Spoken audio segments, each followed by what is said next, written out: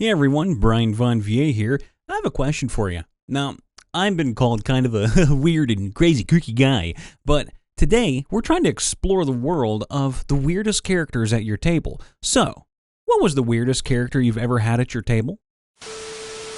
Years ago, I had a barbarian player in a 3.5 game.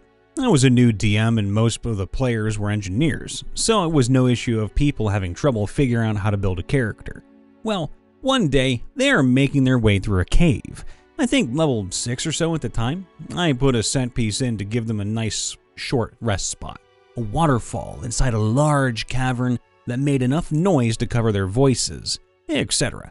if they wanted to stay there for a bit unnoticed. The barbarian drops all his gear. Today is the day. Huh? He dives into the pool at the bottom of the waterfall. I'm going to try swimming up to the top. Since he first saw a waterfall, he has always wanted to become powerful enough to best one. I'm thinking to myself, what? That's a waterfall. How does one best a waterfall? That's impossible.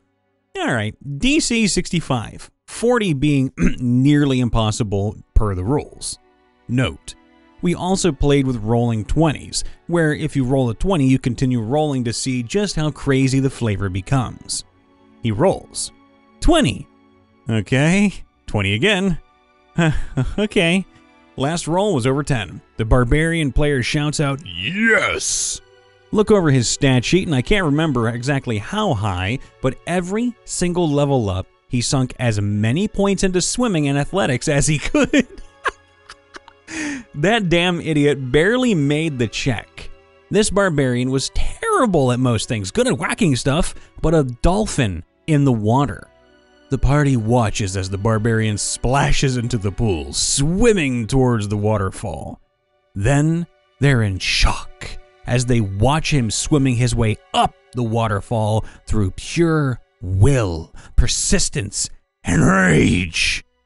Beating his way through the water, he soars slowly upward until he gets a grip upon the ledge at the top, pulling himself atop the 30-foot waterfall, now looking down at the party below.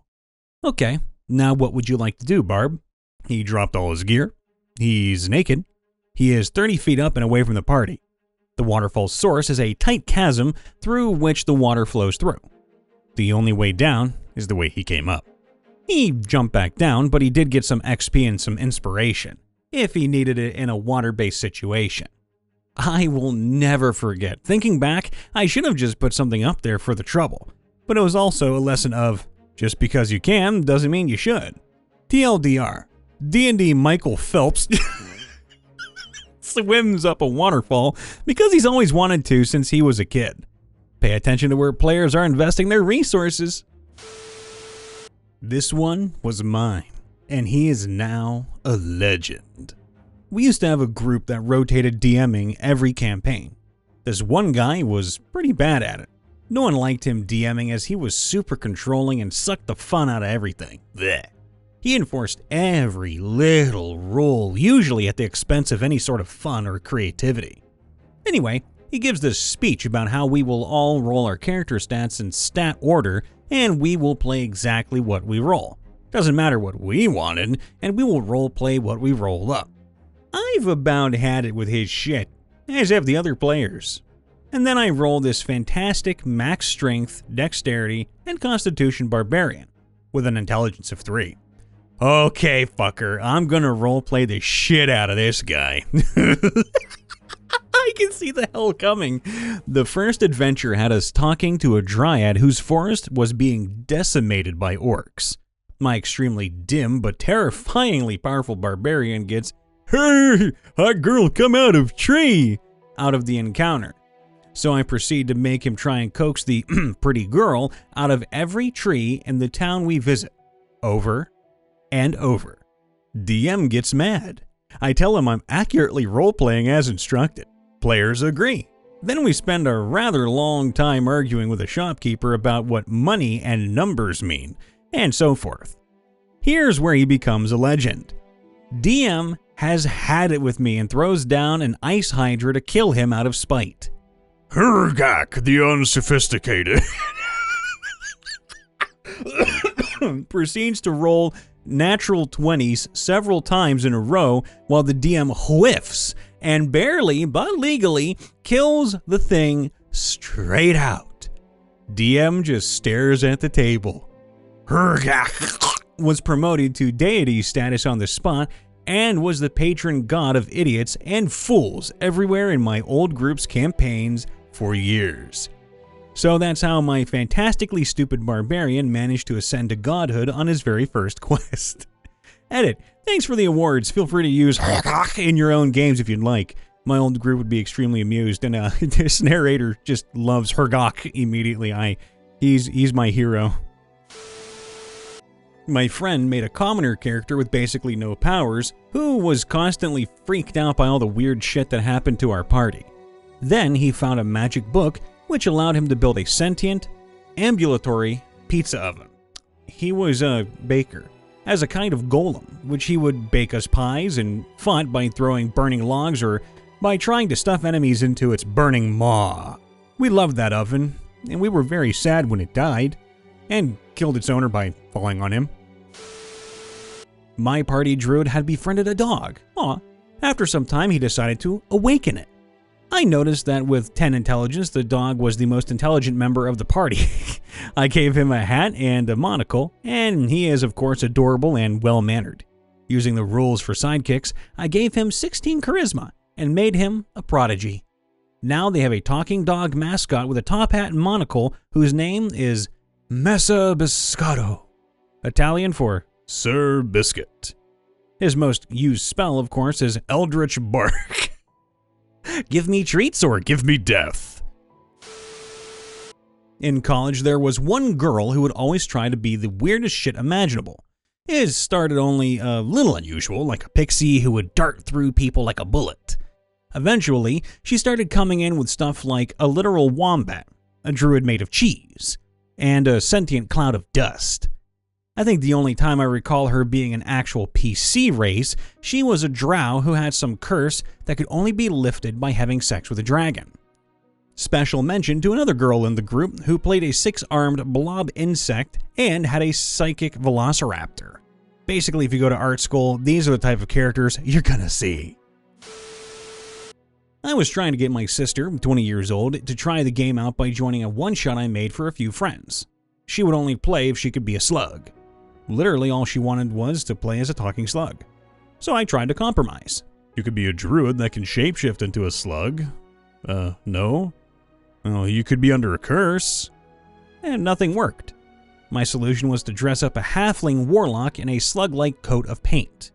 It was a Pact of the Chain warlock, so she had a pseudo-dragon to ride on so she could keep up with the other PCs. Then I made her size tiny instead of small. Other than that, I treated the character as a normal PC, and she had a blast role-playing as a talking slug. And you're a fantastic DM for allowing something that creative and unique, so props to you too. We joke that one of our players is playing a very different campaign than the rest of us. We are level 17 adventurers in a homebrewed, medieval-esque fantasy campaign. Only gnomes had tech until very recently in campaign. His character is a super strong janitorial robot with a heart of gold who slides between shadows and fights with a lightsaber and a gun. Mechanically, he is a warforged barbarian monk rogue with a belt of giant strength, sunblade magic gun, one of only 2 guns our party has ever encountered, and a friendly, helpful personality. Think if Johnny 5 and Baymax had a kid with a mission to clean things and be helpful to as many friends as possible. He also has a tiny pet gelatinous cube, which he keeps in a jar. Its name is Bleach. Kinda reminds me of Wally and Johnny 5 put together. We'll see.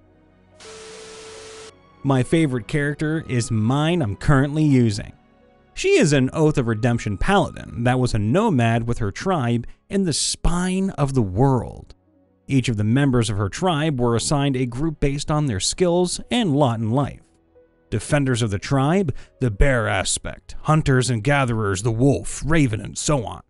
The elders of the tribe hid the intentions of their nomadic trek to find this Shangri-La-like area in the mountains.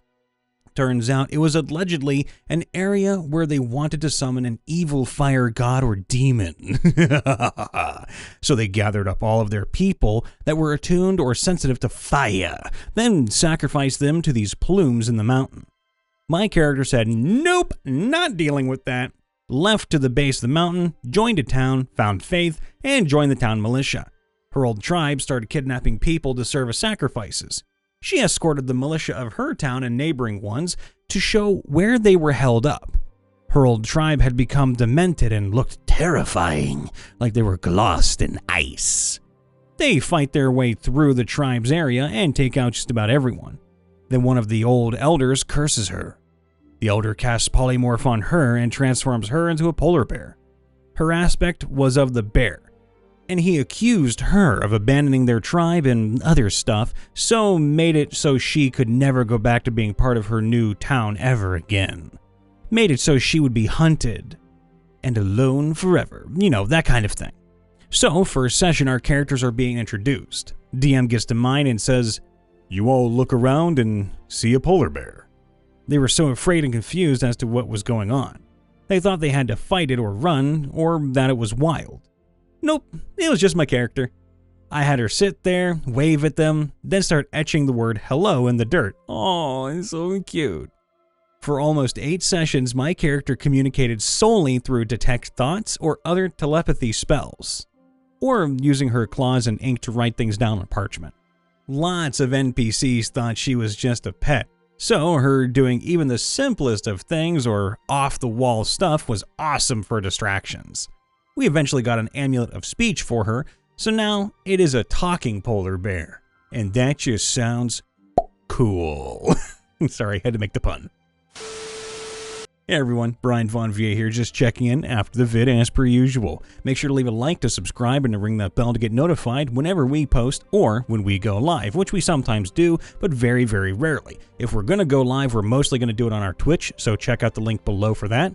And we also have a TikTok that you can check out too for a one-off, one-shot story type thing. It is in the links in the description below. If you want to share a story with us, do so on r/MrRipper or leave a comment. We read those too, you know, though sometimes we don't always reply. Forgive us, we try our best. And if you'd like to roll a d20 and get a critical from me, Daddy Von, I'd appreciate it. Brian Von VA, check me out, YouTube and Twitch. I love you, and I really want to see some new friendly faces. That being said, I try to end things on a positive note. Today is no different. I love weird character concepts, and I love weird things in general. We're all weird at our core. We might as well friggin' embrace it, right? So, to all the DMs out there who are rewarding characters and players for being goofy, weird, or just outright friggin' nuts, hey, good on you for doing something that most people wouldn't do. And to the players actually inventing these weird concepts, hey, I'm proud of you, and I want to hear more of them. So, if you can, tag me in some posts. Let me see them because I really want to know what characters you've made that are frickin' weird, or what characters you've seen that are just absolutely batshit insane. All the love to everybody. Stay having fun, be happy, be healthy, and I will see you next time. Bye for now.